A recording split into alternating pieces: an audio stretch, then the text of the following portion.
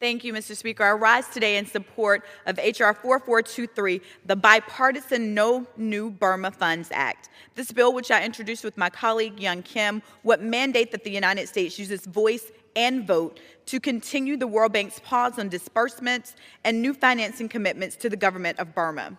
This pause was initiated after a military coup overthrew the democratically elected government of Burma in 2021. 4 years ago, the democratically elected leaders of Burma's ruling party, the National League for Democracy, was overthrown by the Tatmadaw, Burma's military. Since the military regime's coup, we've seen families displaced, citizens detained without access to income, education, or health care, and brutal violence against the Burmese civilian population.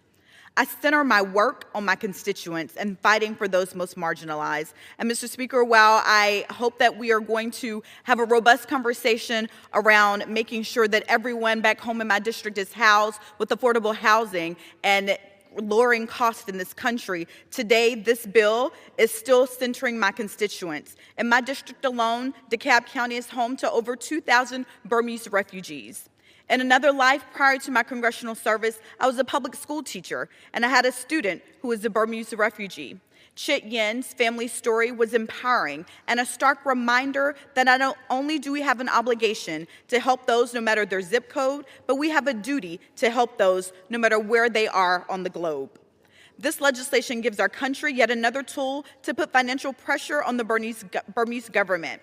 This bill will ensure that the U.S. Executive Director at the World Bank pushes the institution to continue its pause on the disbursement of funds and new financing commitments to the government, incentivizing the Burmese government to give power back to the most important piece of any thriving free country, the people. Thank you, Congresswoman Young Kim, for co-leading this important legislation with me, and Chairman Hill and Ranking Member Waters for your support of this priority. I urge all of my colleagues to support this bill, and with that, I yield back.